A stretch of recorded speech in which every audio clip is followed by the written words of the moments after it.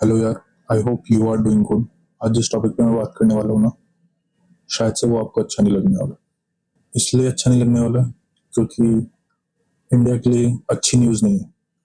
एक कंट्री जिसके साथ हमारी स्ट्रैटेजिक पार्टनरशिप बहुत अच्छी है, उसकी करेंसी कंटिन्यूसली बेस्ट परफॉर्मर है, और वहीं हमारी करेंसी वर्स्ट इन एशिया है अगर परफॉर्मेंस में देखिए। रशिया का रूबल 12% का ग्रोथ दिखाता है यूएसडी के अगेंस्ट में, और वहीं हमारी करेंसी कंटिन्यूसली गिर रही है। आज इंडियन रुपी 96 पे आ चुका, 50 पैसा डेली ड्रॉप आ रहा है उसमें। मेन रीजन ऑब्वियसली ये है कि हमारे ट्रेड डेफिसिट में जा रहा है, ऑयल प्राइसेस पीक पे हैं, और इसी कारण से गवर्नमेंट ने गवर्नमेंट ने ऑयल और गोल्ड परचेजेस पे इतना ज़्यादा टैक्सेस बढ़ा दिए। ऑयल के लिए तो हमारे पीएम ने खुद कहा है कि मिनिमम यूज़ कीजिए, और गोल्ड पे टैक्सेस बढ़ाने का यही रीजन है क्योंकि हमारे ट्रेड डेफिसिट में जा रहा है। अब मेन चीज़ जो इसकी हम स्टार्टिंग करेंगे कि करेंसी की वैल्यू डिटरमाइन कौन कर रहा है, कौन बैठा हुआ है इसकी वैल्यू निकालने के लिए, वो कैसे है इसकी वैल्यू डिटरमाइन।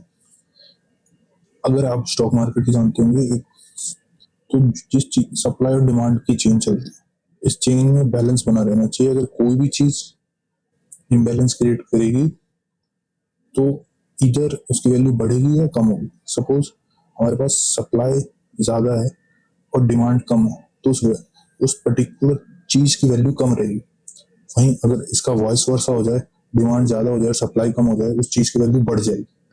तो करेंसी केस में भी यही होता है कि आपकी करेंसी स्ट्रॉन्गर तब है जब आपकी करेंसी के लिए मोर बायर्स मार्केट में बैठे हुए हैं कि हमें इंडियन रुपीज़ लाओ, इंडियन रुपीज़ लाओ, कि हमें पेमेंट करना है किसी कंपनी को इंडियन रुपीज़ में।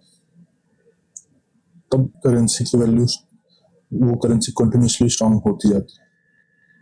अब रशिया के केस में अभी क्या हो रहा है कि रशिया एक मेजर क्रूड एक्सपोर्टर है, और ये वो उसकी सबसे बड़ी स्ट्रेंथ है। और इंडिया के केस में यही इंडिया की सबसे बड़ी वीकनेस है कि हम अपना 85% क्रूड ऑयल बाहर से मंगवाते हैं। इसके साथ अगर हम और चीज़ों पे बात करें, जैसे कि higher interest rate attracts foreign capital. अभी के टाइम में रशिया का रूबल 21% इंटरेस्ट रेट दे रहा है, तो ऑब्वियसली बात है कि अगर एफआई फॉरेन इन्वेस्टर को जहाँ पर सबसे ज़्यादा इंटरेस्ट रेट मिलेगा, वो अपना पैसा वहीं पार्क करेंगे।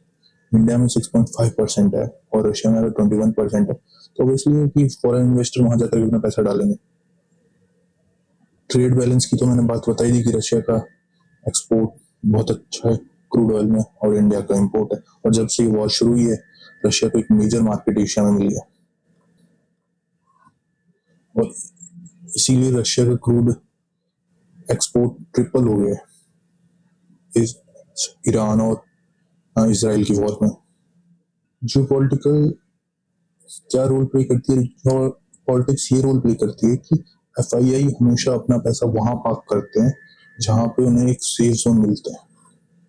सेफ जोन की वो करेंसी की वैल्यू बहुत कम ऊपर नीचे हो रही होती है, मैनिपुलेट कम हो रही होती है। कोई छोटी सी चीज के लिए कोई छोटा सा टेंशन आ गया, पता चला करेंसी की वैल्यू धड़ाम से नीचे गई, तो वहां पे एफआईआई कभी अपना पैसा नहीं डालेंगे। और इंडिया के केस में भी यही हो रहा है कि एफआईआई फॉरेन इन्वेस्टर कंटिन्यूसली पैसा इंडिया से अभी के टाइम, अभी लास्ट 2 मंथ्स में निकाले जा रहे हैं। उसका रीजन ये है कि इंडियन करेंसी की वैल्यू गिर रही है।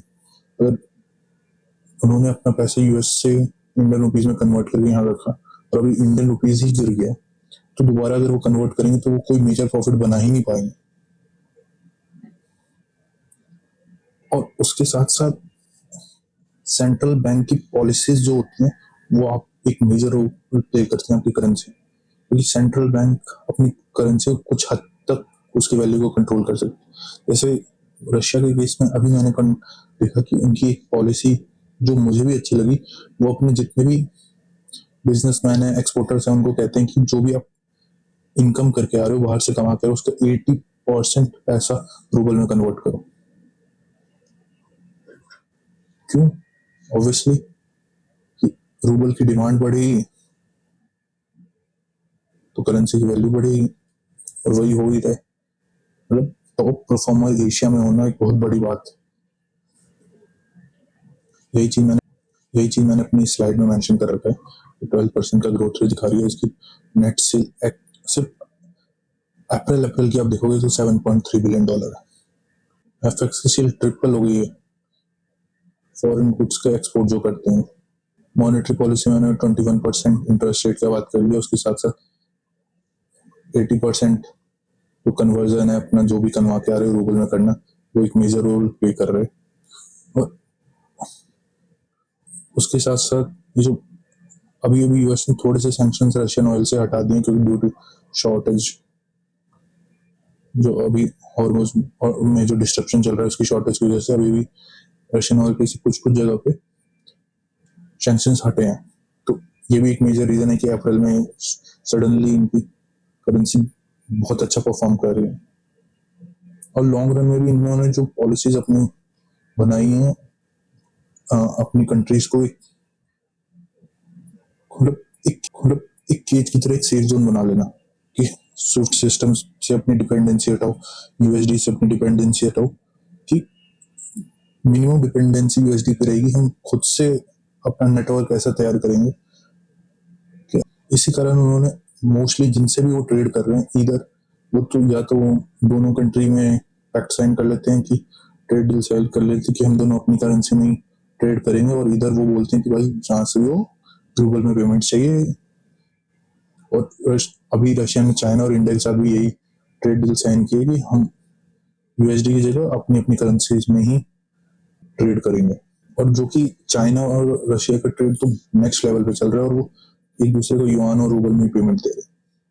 अब इंडिया के सिनेरियो में ये है कि इंडिया 85% क्रूड ऑयल बाहर से मंगाता है, इसका जो एक मेजर रोल प्ले कर रहा है इंडिया का ट्रेड डेफिसिट में। और मैंने एफआईएस का बताया ही था फॉरेन इन्वेस्टर अभी तक 19 बिलियन डॉलर पैसा निकाल चुके हैं, और जो कि 16 ईयर में सबसे ज्यादा लो पे जा रहा है। ट्रेड डेफिसिट की बात मैंने कर ही दी थी, फॉरेन से पैसा आ नहीं रहा, तो ऑब्वियसली कि आपकी करेंसी की डिमांड मार्केट में है ही नहीं, तो आपकी करेंसी गिरेगी। अभी मैंने दोनों करेंसी का कंपैरिजन भी करवा दिया है कि उनके साथ क्या बेटर है, उनके साथ नहीं। ये एक्सपोर्टर हैं ऑयल के, ये इम्पोर्टर हैं ऑयल के। ये हाई इंटरेस्ट रेट मिल रहा है, यहाँ पर लो इंटरेस्ट रेट मिल रहा है, यहाँ पर एक्सपोर्ट ही इतना ज्यादा है, यहाँ ट्रेड डेफिसिट में आ गए। इन्होंने अपना ही सब कुछ तैयार कर लिया है, तो इनकी इम्पोर्ट्स कम है तो लेस यूएसडी पे डिपेंड हो रहे हैं, और यहाँ पर जियोपॉलिटिकल टेंशन की वजह से कंटिन्यूसली करेंसीज के प्राइस गिर रहे हैं। ये स्लाइड आपको पढ़नी हो तो आप पढ़ सकते हो कि रशियन ऑयल और इंडियन ऑयल, ये चीजें मैंने पहले एक्सप्लेन कर दी है, लेकिन स्टिल कंपैरिजन में कि कैसे रशियन ऑयल एक स्ट्रेंथ की तरह काम कर रहा है और इंडियन ऑयल एक कैसे करेंसी क्राइसिस की तरह काम कर रहा है। अब एक बेस्ट चीज पे आते हैं, आप ये कोड लिख लेना, दुबई बेस्ड एक कैपिटल ने लिखा था, जो कि शायद बहुत अच्छा लिखा था कि the ruble will likely to return more normal levels if Russian economy shift from a model driven by military needs through condition currently are idle for further step। हाँ, जो की बात बिल्कुल सही है कि अभी जो एक कंट्री जो अभी वॉर लड़ रहा है उसके बाद उसकी करेंसी अगर 12% और बेस्ट परफॉर्मर में आ रही है, तो ऑब्वियसली अगर कंडीशन नॉर्मल होंगे तो उसकी करेंसी 12 से 16% की ग्रोथ रेट भी दिखा सकती है। अब ये जानना जरूरी है कि इतने सारे सैंक्शंस लगने के बाद भी रशिया ने कैसे सरवाइव कर लिया। इस वेस्टर्न सेक्शन को स्विफ्ट से रिमूव कर दिया गया था, तो कैसे सरवाइव किया। फर्स्ट थिंग रशिया ने किया कि रशिया ने उसका ऑल्टरनेटिव तैयार किया, और जिस ऑल्टरनेटिव को वो कंटिन्यूसली बहुत सारे देशों को कह रहा है कि मेरे साथ जुड़ो उस नेटवर्क के साथ, और जो कि शायद एक बहुत बेटर इनिशिएटिव है। अगर मार्केट में अगर मोनोपोली होगी ना किसी चीज की भी, आज यूएस से आपको स्विफ्ट से बाहर निकाल के फेंक दे, तो आपको तो जो भी सेटलमेंट करनी है जिस कंट्री के साथ आपकी, तो बच जाएगी पूरी तरीके से, और इससे आपकी इकोनॉमी को एक बहुत मेजर इम्पैक्ट आएगा। तो obviously we have to prepare for alternatives also. तो रशिया ने इसका ऑल्टरनेटिव निकाल के अपना ही नेटवर्क तैयार कर लिया था, और इसको चाइना के साथ कनेक्ट भी कर लिया अभी, और इंडिया भी एक्सप्लोर कर रहा है कि हम कैसे अपने सिस्टम को इनके साथ कनेक्ट कर सकें। उसके साथ इसकी करेंसी पे एक मेजर नेगेटिव इम्पैक्ट इसलिए नहीं आया लॉन्ग रन में, जो मैंने बताया कि इनका ऑयल मतलब भगवान ही इनकी करेंसी के लिए, इनकी करेंसी को पूरी तरीके से स्ट्रेंथन करने में मेजर रोल प्ले करता है। और मेन बात है, अभी वॉर की वजह से इनको एक मार्केट एक्सप्लोर करने का मौका मिल रहा है एशिया में, उन्हें वेस्ट जाने की जरूरत ही नहीं है, एशिया में पूरा एक्सप्लोर करके अपना ऑयल बेच देते हैं। और जो ये चीज़ मैंने भी बताई थी, जो मेरे को भी बेस्ट लगी कि इन्होंने अपने जितने भी एक्सपोर्टर्स हैं उनको बोले कि 80% जो भी आप कमा रहे हो उसको कन्वर्ट कर लो रूबल में, rouble only trade with friendly Nations, limit on cash withdrawal about, क्योंकि कन्वर्जन होगा तो मतलब रशिया मेजरली चाहता है कि किसी जितना हो सके रूबल से यूएसडी का कन्वर्जन ना कर दे या कम कर दे, ना तो नहीं हो पाएगा बहुत सिनेरियोज में, लेकिन कम कर दे। वेस्टर्न की डिपेंडेंसी कम करने की बात की, जो कि बिल्कुल सही है कि वो अब रशिया कंटिन्यूसली उसने अपनी पॉलिसी में ये चेंज किया कि वेस्ट की जगह एशिया में एक्सप्लोर करो, और वो इसलिए एशिया में कंटिन्यूसली एक्सप्लोर कर रहा है। 60% से ज्यादा इंपोर्ट अब रूबल्स में सेटलमेंट होती है। और स्विफ्ट से हटने के बाद एक कंट्री को झटका रशिया को भी लगा था, 1 महीने तक उसकी इकोनॉमी पूरी तरीके से रुक गया था, उसका स्टॉक मार्केट पूरी तरीके से क्रैश हो रहा था। लेकिन जिस तरह से रशिया ने बाउंस बैक किया, इनोवेशन से, टैक्स से, अपनी पॉलिसीज से, एक कंट्री को उनसे इंस्पिरेशन लेकर के, या बोल सकते हैं कि उनकी बैड कंडीशन से भी इंस्पिरेशन लेकर के अपने आप को तैयार करना चाहिए कि हमें एक बेटर ऑल्टरनेटिव देखना चाहिए।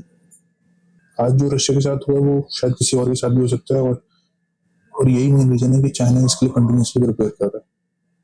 क्यों अभी बीच में गोल्ड के पैसे इतने ज्यादा हो गए थे, उसका रीजन ये है कि चाइना अपने मनी को गोल्ड में पार्क कर रहा था कि भाई कब कब यूएस हमें भगा दे स्विफ्ट सिस्टम से, क्योंकि आज भी स्विफ्ट सिस्टम में रशिया का बहुत सारा फॉरेन रिजर्व रखा हुआ है, अच्छा खासा, वो इसे यूज नहीं कर पाया था, रातों रात उसके फॉरेन रिजर्व को ब्लॉक कर दिया जो यूएस डॉलर में थे। तो उनसे इंस्पिरेशन लेकर के हमें भी अपनी पॉलिसी में कुछ एक मेजर चेंज लाना पड़ेगा, एक बेटर ऑल्टरनेटिव लाना पड़ेगा। जैसे कि अगर रशिया ने एक कोई पेमेंट सिस्टम बनाया तो India need to join them. Crude oil की डिपेंडेंसी को कम करना पड़ेगा, इधर या तो हम कुछ क्लीनर फ्यूल्स पे जाएं या कोई टेक एक्सप्लोर करें जितना हो सके, जो कंटिन्यूसली इंडियन गवर्नमेंट बोल रही है, क्योंकि हमें किस ट्रेड डेफिसिट तो हमें कम करना ही पड़ेगा। नहीं तो आप लॉन्ग रन में देखोगे बहुत मेजर इम्पैक्ट ये करने वाला है। पहले तो फॉरेन विजिट आपको बहुत भारी पड़ने वाला है, दूसरा जो बच्चे अभी हैं फॉरेन में, जो कोई पढ़ाई के लिए गया है, कोई और भी चीज़ों के लिए गया है, और जिनको जो घर से पैसे भेजते थे, उनको एक मेजर इम्पैक्ट करेगा। अगर आप लॉन्ग रन में देखो, कहाँ जब वो स्टार्टिंग में गए होंगे कहाँ डॉलर 80-85 का राउंड होता है, वो आज 96 का राउंड, तो उनके लिए तो कंटिन्यूसली तकलीफें बढ़ ही रही हैं। अच्छी लगी video, I just need your one comment in comment box.